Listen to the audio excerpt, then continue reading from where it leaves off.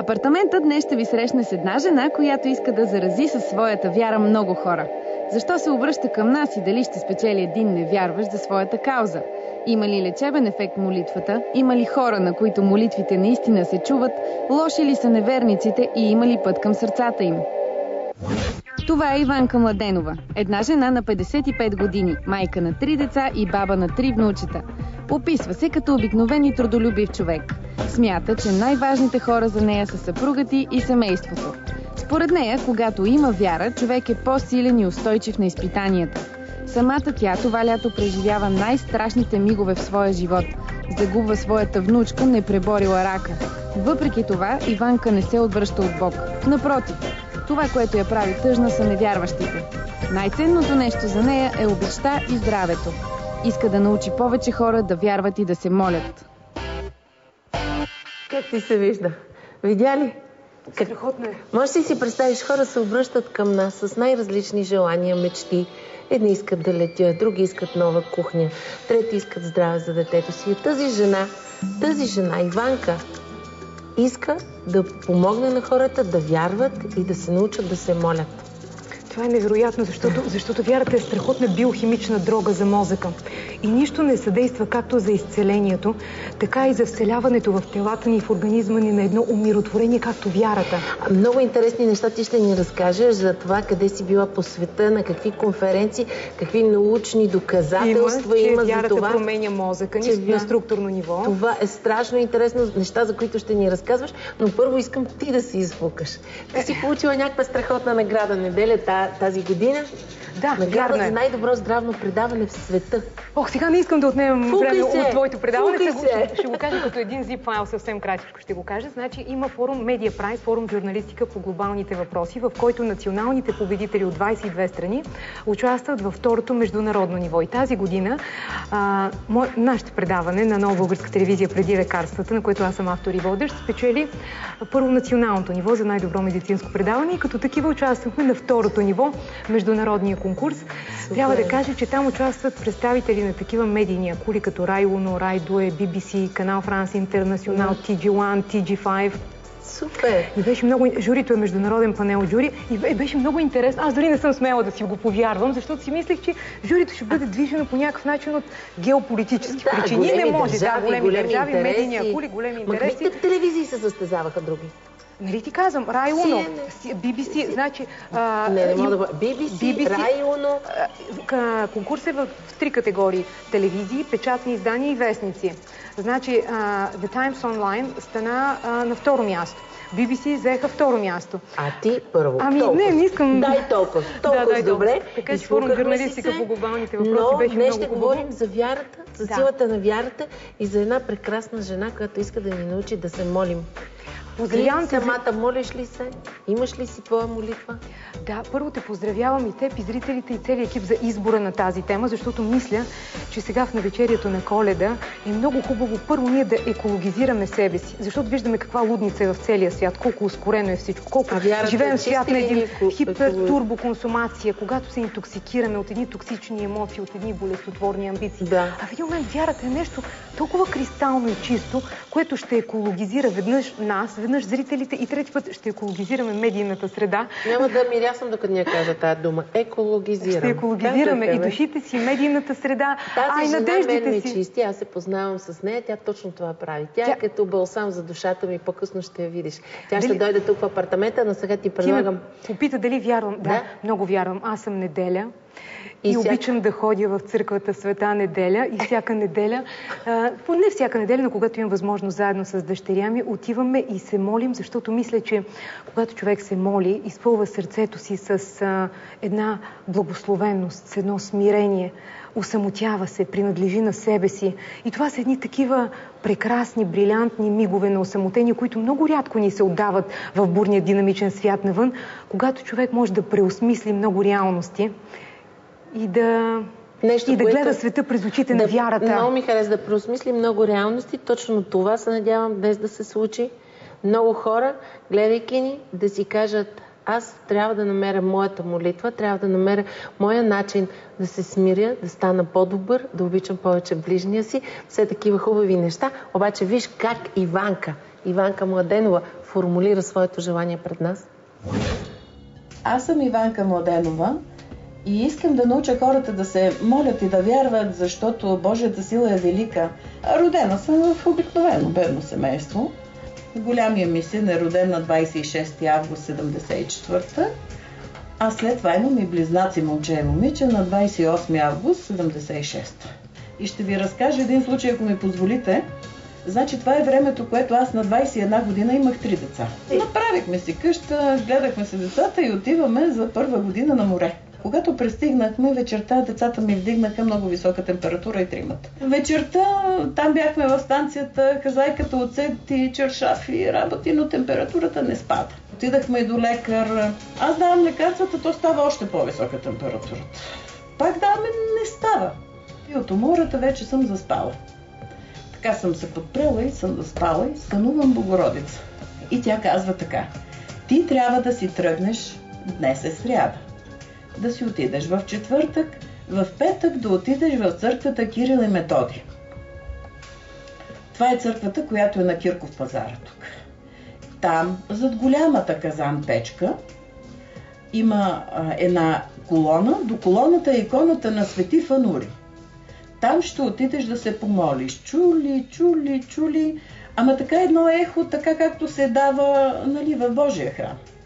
Ставам изпотена, цялата скачам, мъжът ми казва: какво бе? Викам: така и така сънувах, така и така. И си тръгваме. То действително беше сряда, в четвъртъка си тръгваме, в петъка идвам аз на Кирил Методий. Аз дете, 25-6 годишна, и влизам и от дясната ми страна попадам на една жена с черно, една баба, и тя продава свещи. Тя казва така на диалект: тети печката, тети колоната, тети иконата. Това са думите. Вечерта се прибирам от дома и сънувам пак Богородица, но вече влиза от дома. И аз така стоя изпотена и не смея да мръдна, и тя казва: да, добре, ти направи това, което трябваше за децата ти, и децата ти ще бъдат здрави. Да. В събота, вярвайте ми, в събота сутринта никакъв спомен за болест, за температура, за нещо, което е. И аз казвам: благодаря ти, майко Богородички, защото децата ми са дарени на твоите август месец са родени, нали, между двете Богородици. С Ваня се запознах някъде около 1997-8 година и ми направи много силно впечатление, че тя е първо много духовен човек.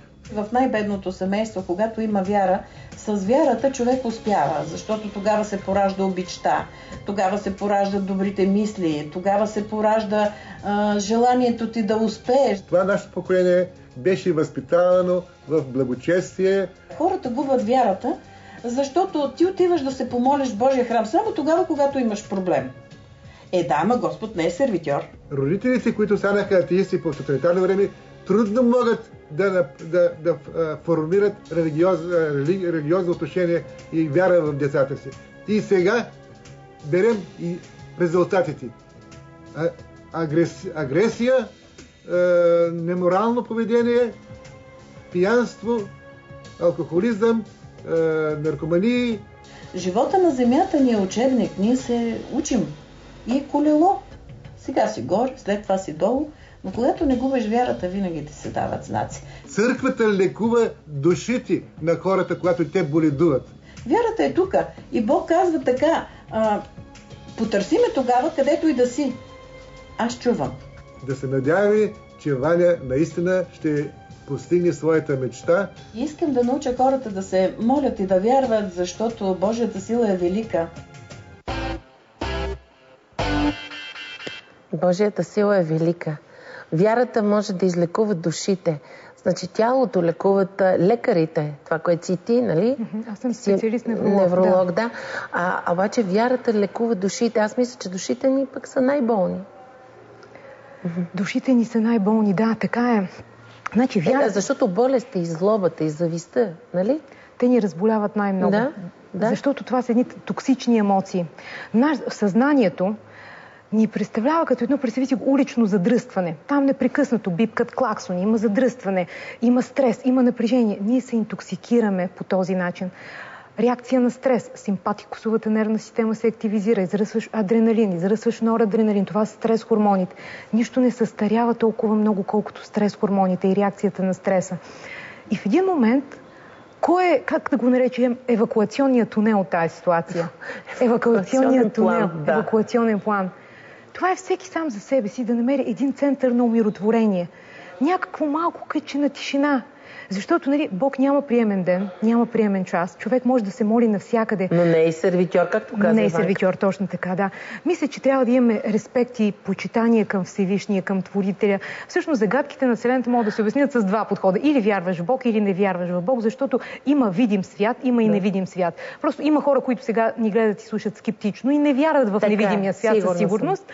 И ни трябва да уважаваме и тази гледна точка. Има и алтернативна гледна точка. Нека да я уважаваме, ма нека и те малко да се уважават нас днес, защото пък могат да научат нещо ново. И това, което искам и обещах в началото още, че ще кажа, ще за тези доказателства, че искрената вяра, искрената, дълбоката молитва прави промени в мозъка.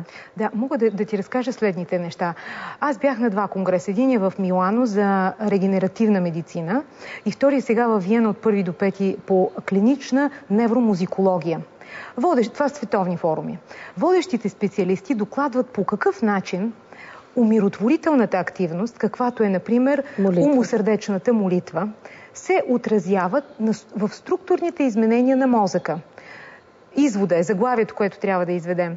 Молитвената терапия, умносърдечната молитва, така наречена, когато е правена наистина от душа и сърце, защото Бог чува сърцевината на сърцето ни. Да, той не гледа ние как артикулираме, той не ни гледа какво говорим, той наистина чувства ние как се молим. И аз, например, когато се моля, най-напред започвам да се моля за всички любими същества. На ум ли се молиш? На ум се моля и изброявам всички любими за мен същества. И затова казва, че това е алтруистичната молитва. Бог много чува сърцевината на алтруистичната молитва, защото иначе егоистичната е тип своекористие и не може да бъде считано за основа на християнската добродетел. Извинявай, връщам те към примера. Когато човек практикува доклада, който те докладваха, 30 минути седмично, в рамките на 15 месеца. Това е една целева група, която изследват. Правят и brain mapping, мозъчно картографиране, електроенцефалограма и ядрено-магнитен резонанс. Установяват се структурни изменения в мозъка. Тоест, зоните, които са отговорни, ние в нашия мозък имаме едно така наречено бъдемовидно ядро. Значи това е емоционалният менеджер на всичко. Когато имаме стресова ситуация, когато имаме афект, там просто става анатомия на късто съединение. Там всичко е, цялата биохимична каскада от стрес и изръства. Ако си вярваш и се молиш, концентрацията на сиво вещество, фибрите в тази амигдала, бъдемовидното ядро, започват да намаляват. Белите вещества в хипокампалната зона, която е отговорна за процесите на памет и внимание, започват да се разрастват. Значи, и тук нещо много интересно искам да кажа. От тук релираме веднага към една много нова област, епигенетиката, че нашите мисли, нашите чувства имат способността да преформатират генната ни експресия. Значи, нека да стигнем през молитвата, през умиротворението и през вярата, защото когато човек се моли и вярва, ти веднага активизираш този парасимпатикусов модел, реакцията на релаксация. Ти си релаксиран. Ти отиваш и сваляш своите грехове, ако искаш, своите страхове, своите тревоги в нозете на Бога и по някакъв начин се умиротворяваш. Този ритъм, изведнъж буйния алфа ритъм, бива заместван. Електроенцефалограмата веднага отчита синхронизирана мозъчна активност, но потенциала пада в рамките на 2-3 херца. А иначе в будното състояние алфа-бета ритъма ти си 8-12 херца. Да. И има известни са досега, бяха известни 3 функционални състояния на мозъка. Значи състояние на бодрствуване, както сме сега ние с теб, тук стоим и си говорим. И когато заспим, имаш 2 състояния. Фаза на бавен сън и фаза на бърз сън, rapid eye movement, времето, в което ние сънуваме. Тук има 2 състояния, в будното състояние 1. И тогава науката, така наречената невротеология, представи си колко интересно нещо. Да. Защото в 19 век е открита една така наречена пасторална медицина. Невротеологията открива 4-то функционално състояние на мозъка, което се нарича състояние на молитвено бодърствуване. Да. състояние на молитвено бодрствуване. Тогава се генерализира дълбоката мускулна релаксация. Тази реакция, парасимпатикусовата реакция, вегетативната нервна система, всичко започва да се успокоява. Нямаш кортизол, нямаш стрес хормони, а нищо не лекува. Няма еволюция без спокойствие. Толкова сладко го разказваш и толкова научно обясняваш всичко за състоянието, това, което се случва в организма ни по време на молитва. Нашата героиня Иванка не може с твоите думи да обясни защо тя иска да се моли на Господ, защо тя е щастлива, че вярва в Господ. Обаче виж как протече нашата среща с нея и после ще продължим. Виж на какво хубаво място се срещаме, Иванки. Обичаш ли го това место ти? Да, това е святото място на Свети Георги Победоносец. Нали? Родондата. Сега много е хубаво това, за което ти се обърна към нас. Много ми харесва. Защото знаеш ли аз какво си мисля? Мисля, че много хора дори да искат да се молят, не знаят как. Така е. Марта и Иванка влизат в предверието на ротондата Свети Георги. Марта пита при какви случаи към коя икона да се обръщаме, но няма да получи отговор, защото според Иванка Бог е навсякъде. Ако човек се е молил искрено за нещо и то не му се е случило, как тогава да продължиш да вярваш? Да, това е така. И ти аз също изживях. Аз изживях един такъв момент. Аз мога да кажа на тази възраст, че няма нещо, което да не знам. И радост, и болка, и смърт, и всичко. Но вярата ми е тук. Всяка душа има своя път и време, когато е на земята. Когато дойде моментът и ти трябва да си отидеш от земята, не значи, че близките са изгубили вярата. Това е твоето спасение, защото има смърт само на физическото тяло, но душата са живи.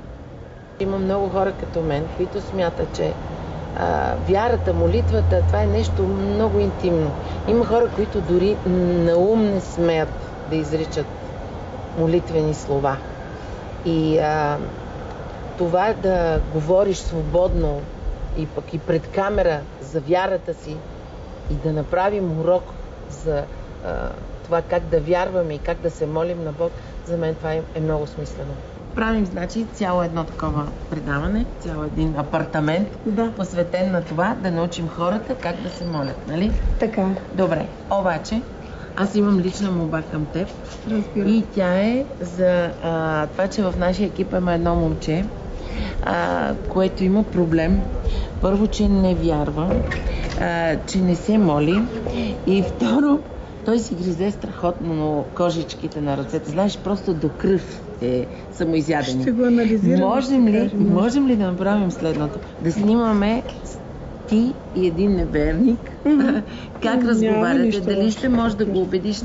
Не е целта той до края на разговора да каже да, добре, от тук нататък ще вярвам и ще се моля. Мисля, че изпитанието обаче, което и поставихме, е много тежко, защото знам колко умен и интелигентен човек е Емил и знам колко обоснован е в нещата, в които вярва и не вярва.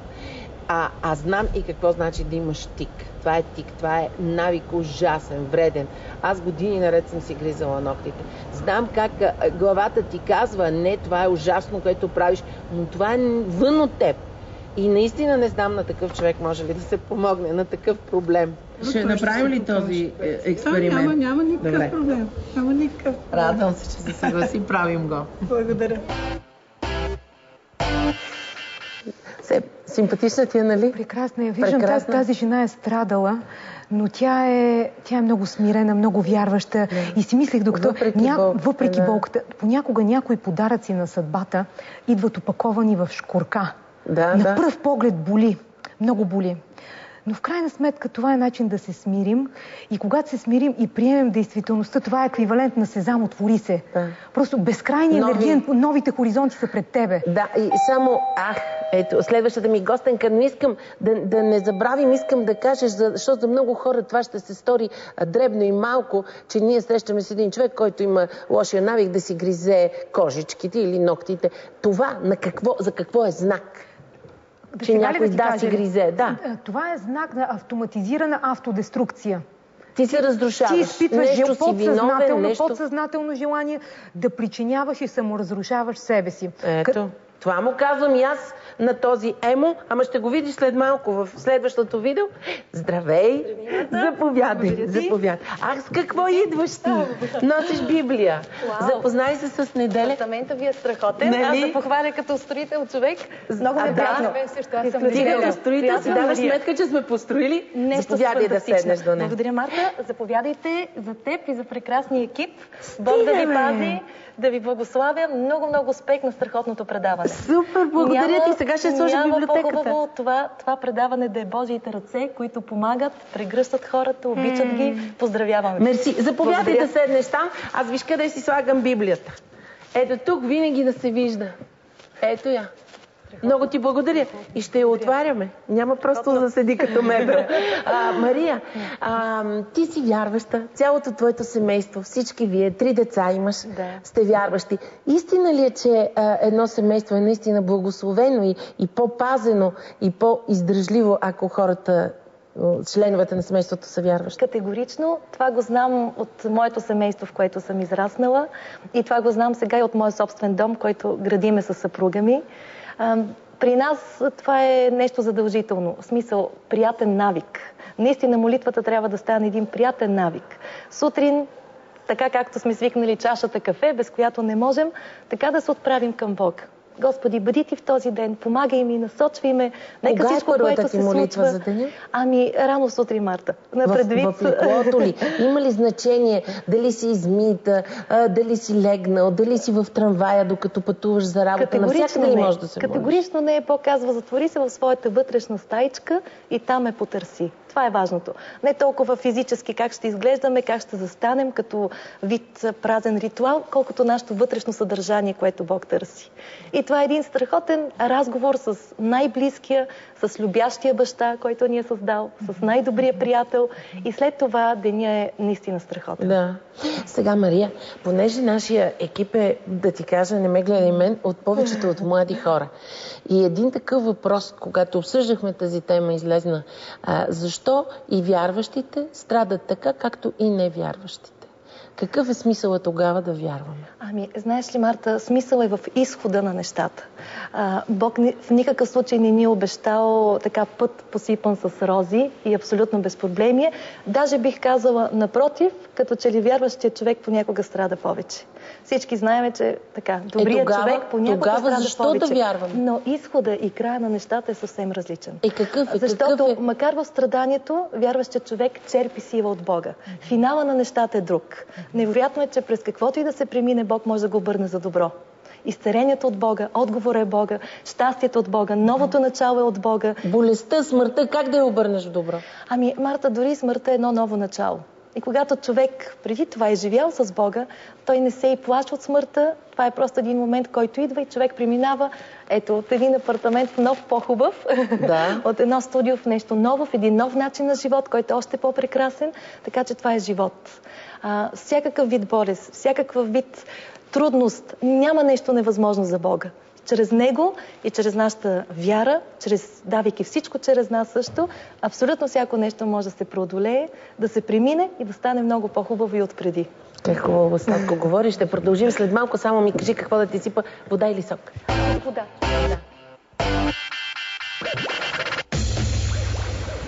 Той ще е моето момче тази вечер. Това е Тошко, хора. Вие знаете ли, че това е един голям човек? Иди да седнеш при тях, за да си сложа аз момчетата при мен. Не само, че сте неговия любим отбор, а сте и хора с добри сърца.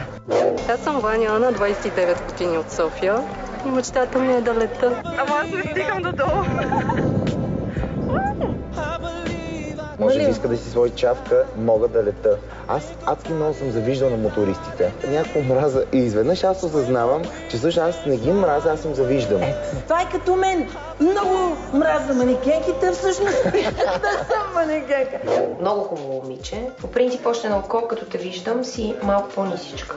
Ти определено не си за модел за модно ревю. Ако блъснете човек, няма ли да спрете да му помогнете да го премести? Тук що сравните човек с куче. Апарат. Най-новият телевизионен проект, който участваш, самият ти. Има ли смисъл от това да се говори в телевизията за вярата? Наистина, можем ли да запалим хора да започнат да се молят? това да им се стори добър вариант. Въпросът за вярата е един такъв интердисциплинарен въпрос. Той може да бъде разгледан от медицинска гледна точка, от теологична гледна точка, от философска, от духовна, но специално от медицинска гледна точка. Аз съм била в Щатите, в Sloan Kettering Memorial Center, където са хората, където са, да кажем, терминално болни, терминално болни с онкологична диагноза, и към тази болница има център за молитвена терапия. Страхотно. И е установено пак. Говорим за evidence-based медицина, базирана на доказателствата. Хората, които се молят, които вярват, които стимулират вътрешния изцелителен потенциал, защото в нашите тела има 50 трилиона клетки. Всяка клетка има свой собствен интелект. Ако ти се умееш и вярваш в тази холистична, холограмна структура на Вселената и във висшата еволюция, да мобилизираш този вътрешен интелект на всяка една клетка, резултатите показват, че хората, които вярват, имат много по-дълга преживяемост. Например, казват ти, за съжаление, понеже в Щатите... Не, медицински е доказано това. Понеже в Щатите са много директни и ти казват, имаш 1 месец, 1 година, оправи си връзките, наследстват всичко. Какво трябва да си го оправи. Ако ти си вярваш, ако ти се молиш, удължаваш. Или обратно, самия ход на болестта протича много по-гладко. Ти преживяваш съдържанието на тази болест по един много по-лек начин. Защото имаш вярата. Това е нещо, което те движи. Ето, сега идва и следваше. Благодаря ти, много хубаво го обясняваш. Сега ще дойде следващият ми гост. Заповядай. Радвам се, че си тук. Един мъж в нашата женска компания. Запознай се с дамите, Андрей. Много се радвам, много уютно при вас. Неделя и Мария. Много се радваме. Запознайте се. Аз съм Неделя. Андрей си казвам. Да, заповядай тук. Ето тук до мене да седнеш. Сега, ти си редактор на сайта Православие, нали? Православие БГ, да, точно така. Православие БГ. Да, защо казваме, че вярата прави чудеса? Виж, веднага скачам с въпросите. А пък ние тия чудеса не ги виждаме в живота си. Ами чудесата, как да ви кажа, постоянно стават чудеса. Ние някакси не сме научени да им обръщаме внимание. Дори в нашето всекидневие стават малки чудеса, почти всеки ден. Много хора ще кажат празни приказки. Като не го виждам, значи го няма. Ами, да, това е... Чудо, с което ти се сблъскваш, чудо, което ти си видял, Андрей. Да, ами, дори молитвата. Аз съм забелязал наистина моя живот, мога да кажа, че когато съм се молил, наистина Бог винаги ми е давал подкрепа и помощ. За всичко? Да, ами в повечето случаи да. Разбира се, не мога да кажа, че винаги е така. Звучи. Абстрактно, дай ми пример. Ами трябва да помисля. Аз също и по време на болест съм се молил. Така, вие знаете, че има така един човек, който почита светец от хората в нашия град. Това е владика Серафим или дядо Серафим, както го наричат хората. Аз съм му се молил по време на болест, по време на житейски трудности. Сега това са лични неща. Не бих искал с цяла България да ги споделям, но винаги се е получавало това, което съм молил. Това, с което започнах в самото начало, че това е нещо много активно, вярата и молитвата. И че има хора, които дори не могат, нали, на глас да се помолят. Толкова свято е за тях това нещо, че не могат дори на глас да го изрекат. Да. Много интимно нещо. Много интимно, дълбоко лично, дълбоко интимен акт е този процес на изповед, когато ти оставаш насаме със себе си и Бога в тази свята тишина. Да, като разговора с любимия човек. С Бога, точно, ти не го извикваш пред всички. А можеш ли да ми кажеш ти, нормално ли е една жена, някъде родена, в едно село, без образование, да седи и да проповядва и да учи хората на това да вярват и как да се молят? А не един свещеник, нали, който за това е учил. Ами аз не виждам невъзможно в това. Сега, значи ли, че ако един човек е свещеник, че той наистина е по-близо до Бога, отколкото ние обикновени хора? Не. Поне моето мнение. Много свещеници отблъскват хората. Много свещеници с поведението си, с разкоша, в който живеят, отблъскват хората от вярата. Точно така. И аз мисля, че хора като нашата... Точно така. Хора като нашата героиня вършат много повече работа за вярата. Виж сега... Възможно е. Обаче ние какво изпитание... Да се запозная с конкретния случай. Виж какво изпитание, на какво изпитание подложихме Иванка. Още същата вечер Емил очакваше срещата с Иванка. Емил е готов да спори и подобно на всички съвременни атеисти има нужда от доказателства. Аз съм доста силно скептичен и за това дойдох, тъй като аз имам един лек проблем.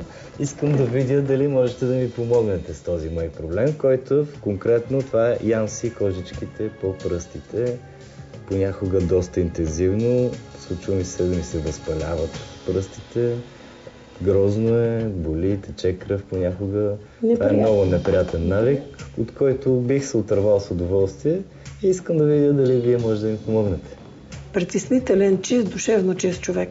То става един вид като тикове или едновременно, пък и като нещо, което действа силно пренапрежение. Малък нямам спомен дори. Сега не знам дали така още от дете вие сте чувствителен или сега прекалената пренатовареност във вашата професия някой път ви изнервя, което пречи самата кожичка, когато се втвърди, тя се напуква. Да. И естествено махаш и тя става рани и вие сте... Това се зъби директно гризане, само с... Точно така и в един такъв момент хем по някакъв начин успокояваш себе си, хем смяташ, че си отстранил проблема. Мисля, че сеанса ще представя някакво баяне, нещо ще ми говори странни работи, нямам представа наистина.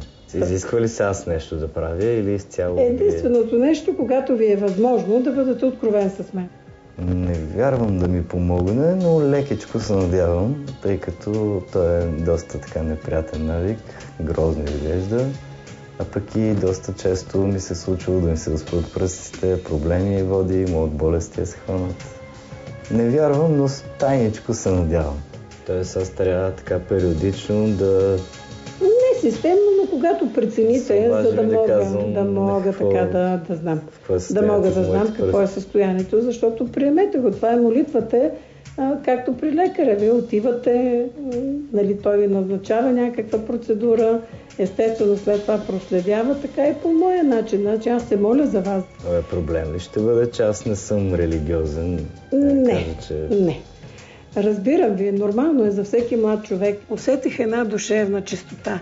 Въпреки, че той ми казва, аз не вярвам, аз съм скептично настроен, но начина по който той се обърна към мен, начина по който разреши да го пипна, начина по който разговаряше към мен, аз усетих и за себе си, че двамата изпитахме едно взаимно уважение. Не, че ще ви задължа да вярвате и ще ви накарам, видите ли.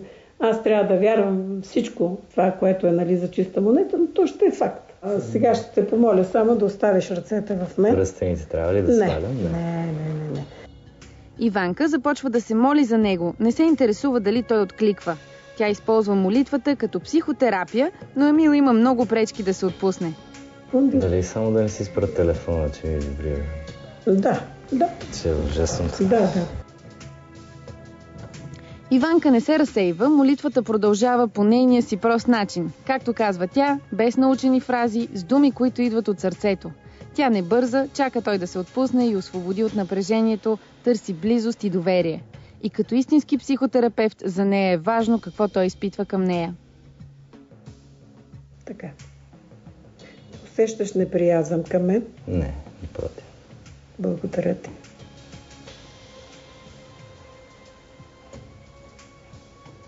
Да бъде волята ти, Господи, да бъде силата ти, да бъде славата ти.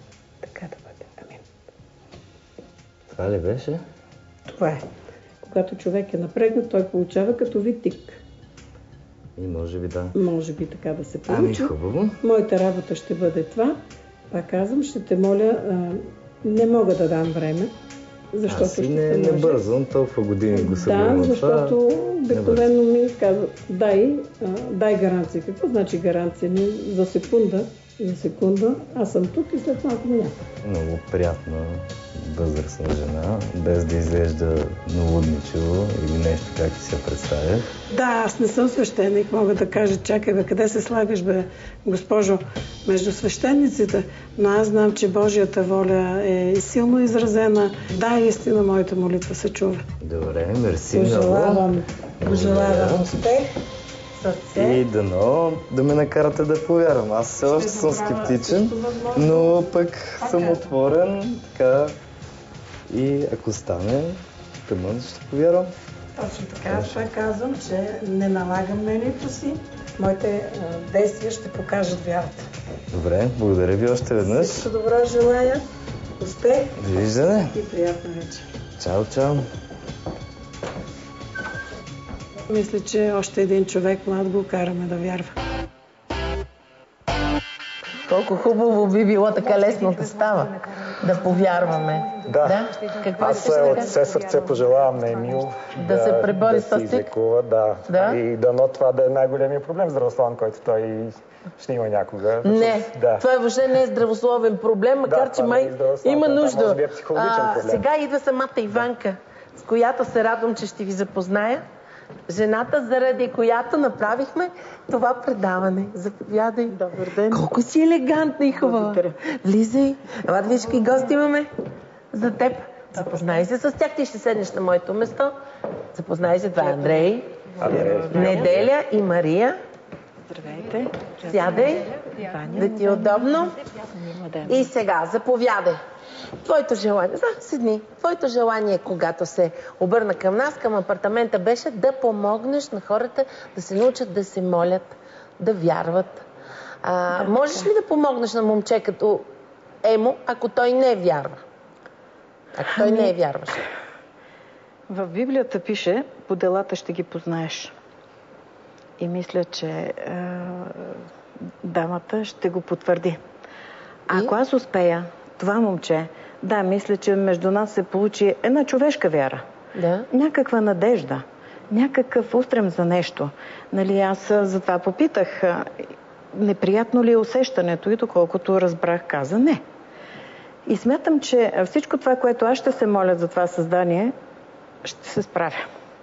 Дано, когато вече той се почувства добре, когато той разбере, че колкото и да не вярваш, все пак излизаш навън и казваш: Господи, помогни ми, защото видях еди какво си. Има хора, които не го казват, да знаеш. Да, те не го изразяват. А има и друго. Защо ще казват: Господи Боже мой, значи все пак нещо има. Да, точно така е. Точно така е.